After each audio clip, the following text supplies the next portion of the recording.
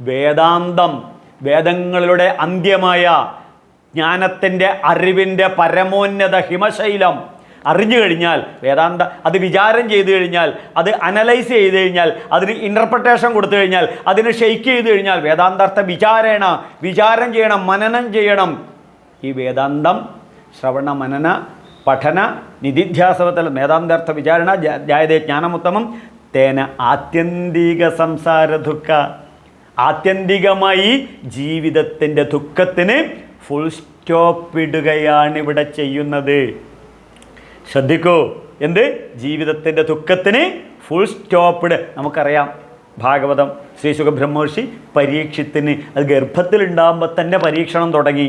നമ്മളൊക്കെ ജീവിതത്തിൽ ഓരോ പരീക്ഷണങ്ങളിലൂടെ കടന്നു വരുന്നതാണ്. അത് ശാരീരിക പരീക്ഷണം, മാനസിക പരീക്ഷണം, കുടുംബ പരീക്ഷണം, സാമ്പത്തിക പരീക്ഷണം, സാമൂഹിക പരീക്ഷണം, രാഷ്ട്രീയ പരീക്ഷണം, പിന്നെ ലൈംഗിക പരീക്ഷണം, പിന്നെ മാനസികവും ശാരീരികവുമായ ആരോഗ്യ പരീക്ഷണം. അപ്പോൾ ഇതൊക്കെ ഇങ്ങനെ പരീക്ഷിക്കുകയാണ്. അപ്പോൾ ശ്രദ്ധിക്കണം, ജീവിതത്തിൽ ഈ പരീക്ഷണങ്ങളിലെല്ലാം നമ്മൾ കോപ്പി അടിക്കരുത്, അനുജനെ കണ്ട് പഠിക്കരുത്, ചേട്ടനെ പോലെ ഇമിറ്റേറ്റ് ചെയ്യരുത്, അയൽവക്കക്കാരനെ കണ്ടിട്ട് അതുപോലെ ബെൻസ് കാറ് മേടിച്ച് കടത്തിൽ മുങ്ങിക്കുളിക്കരുത്.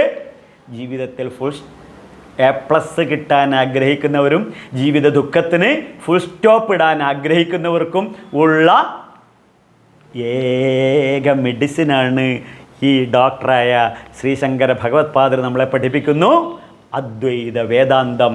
അപ്പോൾ വേദാന്തസാരം യത് ബ്രഹ്മാത്മൈകത്വ ലക്ഷണം, ദുഃഖത്തിൽ നിന്നും പുറത്ത് കടക്കാനുള്ള അറിവ്, കഴിവ്, പ്രാപ്തി